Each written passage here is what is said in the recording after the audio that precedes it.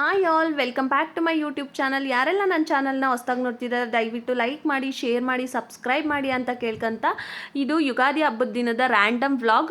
ಈ ವ್ಲಾಗ್ ಬರೋ ಅಷ್ಟರಲ್ಲಿ ಹಬ್ಬ ಮುಗಿದು ತುಂಬಾ ದಿನ ಆಗಿರುತ್ತೆ. ಆದರೂ ಪರವಾಗಿಲ್ಲ, ಯಾರೆಲ್ಲ ನನ್ನ ಚಾನಲ್ನ ನೋಡ್ತಿದ್ದೀರಾ ಅವ್ರಿಗೆಲ್ಲರಿಗೂ ಯುಗಾದಿ ಹಬ್ಬದ ಶುಭಾಶಯಗಳು.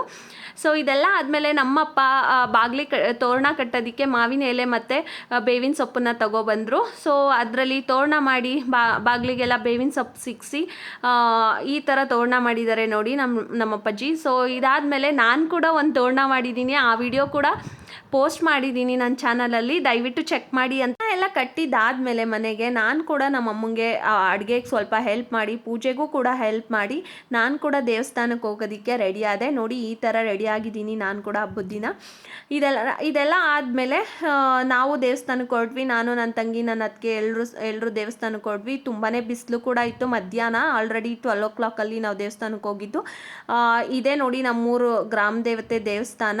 ಈ ದೇವಸ್ಥಾನಕ್ಕಂತೂ ನಾವು ಚಿಕ್ಕವರಿದ್ದಾಗಂತೂ ಅದೆಷ್ಟು ಎಡೆ ಹಾಕಿ ಆ ಎಡೆ ಎಲ್ಲ ಇಲ್ಲೇ ತಿನ್ಕೊಂಡು ನಾವು ಹೋಗ್ತಾ ಇದ್ವಿ. ಬಟ್ ಇವಾಗ ಅದನ್ನ ಯಾರೂ ಫಾಲೋ ಮಾಡ್ತಾ ಇಲ್ಲ, ಬರೀ ಮೊಸರನ್ನ ಅಷ್ಟೇ ಎಡೆ ಹಾಕ್ತಾರೆ. ಇದೆಲ್ಲ ಆಗಿ ನಾವು ಪೂಜೆ ಎಲ್ಲ ಮುಗಿಸ್ಕೊಂಡು ಮನೆಗೆ ಬಂದಾದಮೇಲೆ ನಾವು ಕೂಡ ಎಲ್ಲರೂ ಒಟ್ಟಿಗೆ ಸೇರಿಕೊಂಡು ಊಟ ಮಾಡಿದ್ವಿ ಹಬ್ಬದ ಅಡುಗೆನ. ಸೊ ನಮ್ಮ ಫ್ಯಾಮಿಲಿ ಎಲ್ಲರೂ ಒಟ್ಟಿಗೆ ಸೇರಿ ನಾವು ಊಟ ಮಾಡಿದ್ದು ತುಂಬಾ ಖುಷಿ ಆಯಿತು.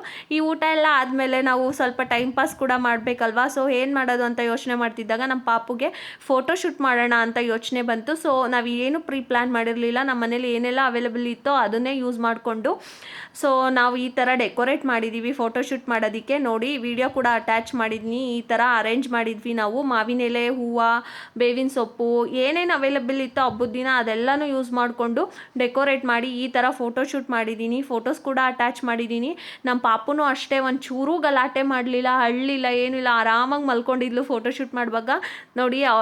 ಸೊ ಹಾಗಾಗಿ ಸ್ವಲ್ಪ ಫೋಟೋಸ್ ಕೂಡ ಅಟ್ಯಾಚ್ ಮಾಡಿದ್ದೀನಿ. ತುಂಬಾ ಚೆನ್ನಾಗಿ ಕಾಣ್ತಿದ್ಲು. ನೀವು ಅಷ್ಟೇ ನಮ್ಮ ಪಾಪು ಈ ಫ್ರಾಕಲ್ಲಿ ಹೇಗೆ ಕಾಣ್ತಿದ್ದಾಳೆ ಆ್ಯಂಡ್ ಫೋಟೋಶೂಟ್ ಹೇಗೆ ಬಂದಿದೆ ಅಂತಲೂ ಕಮೆಂಟ್ ಮಾಡಿ ಅಂತ ಹೇಳ್ತಾ, ಯಾರೆಲ್ಲ ನನ್ನ ವ್ಲಾಗ್ಸ್ನ ನೋಡ್ತಿದ್ದೀರಾ, ಸಪೋರ್ಟ್ ಮಾಡ್ತಿದ್ದೀರಾ, ಎಲ್ರಿಗೂ ಥ್ಯಾಂಕ್ ಯು ಅಂತ ಹೇಳ್ತಾ ಈ ವ್ಲಾಗ್ನ ಮುಗಿಸ್ತಾ ಇದ್ದೀನಿ.